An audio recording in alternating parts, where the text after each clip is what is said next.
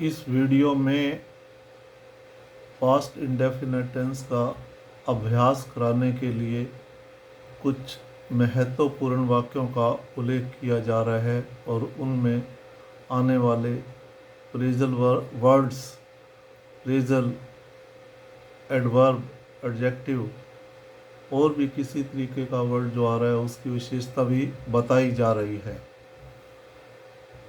जैसे मैं भूल गया कि मुझे क्या करना था। I forgot what I had to do. मुझे क्या करना था। अब क्या करना था, पहली बात तो ये है कि इसमें WH फैमिली आ रही है व्हाट, और व्हाट के बाद सब्जेक्ट आ रहा है। तो जब भी दो क्लास या दो वाक्यों के बीच में WH फैमिली आती है तो WH फैमिली के बाद जो सब्जेक्ट आता है उससे पहले हेल्पिंग वर्ब बिल्कुल नहीं लगाते, वो सिंपल सेंटेंस बनाया जाता है WH फैमिली के बाद, जब WH फैमिली वाक्य के मध्य आ रही है, बीच में आ रहा है। एक बात तो ये ख़त्म हो गई। दूसरा यहाँ पर प्रयोग किया गया आई हैड टू डू। मुझे क्या करना था, what I had to do, मुझे क्या करना था। जिन वाक्यों के अंत में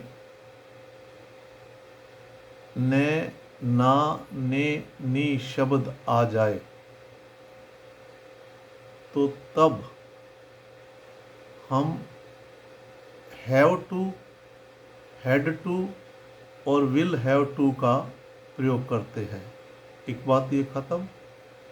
और ऐसा हम तब करते हैं कि कोई काम करने में हमें मजबूरी थी या कोई बाध्यता थी या विवश होना पड़ा, तब हम हैव टू, हैड टू और विल हैव टू का प्रयोग करते हैं।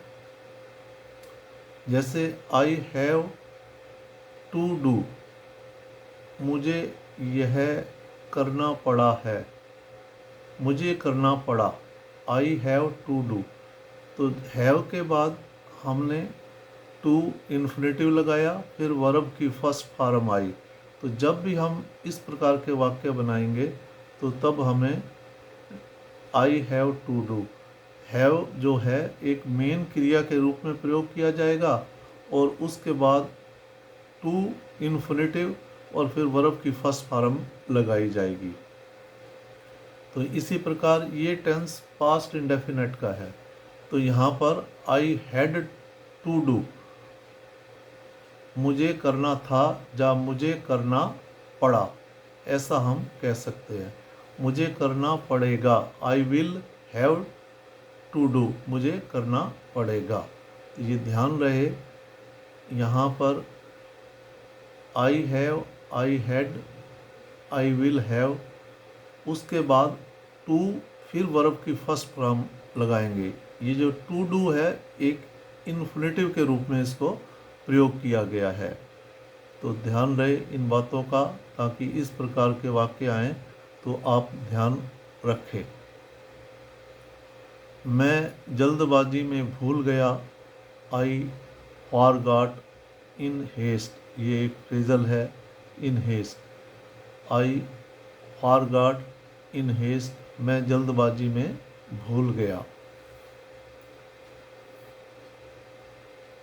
मैं क्या सोच रहा था, भूल गया, I lost my train of thought, ये भी एक फ्रेजल वर्ड है। I lost my train of thought, मैं क्या सोच रहा था, भूल गया। मैं उससे पूछना भूल गया, I forgot to ask him, मैं उससे पूछना भूल गया। जो फॉरगॉट है ये फॉरगेट की सेकंड फॉर्म है। वह सब कुछ भूल गया, ही फॉरगॉट एवरीथिंग, वह सब कुछ भूल गया। तो जिन वाक्यों के अंत में गया शब्द आ रहा है हिंदी में, उन वाक्यों को हमेशा पास्ट टेंस में बनाएंगे, क्योंकि गया का मतलब है कोई काम हो गया। और जो चाहे 1 मिनट पहला हुआ हो तब भी हम पास्ट इंडेफिनिट टेंस में बनाएंगे। अभी हम गया के प्रैक्टिस के लिए सेंटेंस बना रहे हैं। लगभग 50-60 सेंटेंस हो चुके हैं प्रैक्टिस के लिए, आगे भी और करेंगे। सब गड़बड़ हो गया, एवरीथिंग वेंट रॉन्ग, सब गड़बड़ हो गया। यह मेरे दिमाग से निकल गया, it slipped from my mind, यह मेरे दिमाग से निकल गया। स्लिप की सेकंड फॉर्म स्लिप्ड है। वह अचानक मेरे सामने आ गया, he came in front of me suddenly, वह अचानक मेरे सामने आ गया। यहाँ सडनली एज ए एडवर्ब का काम कर रही है। इन फ्रंट ऑफ, वह मेरे सामने आ गया, he came in front of me suddenly. उसका भाई वापस आया और सो गया, his brother came back and slept, उसका भाई वापस आया और सो गया।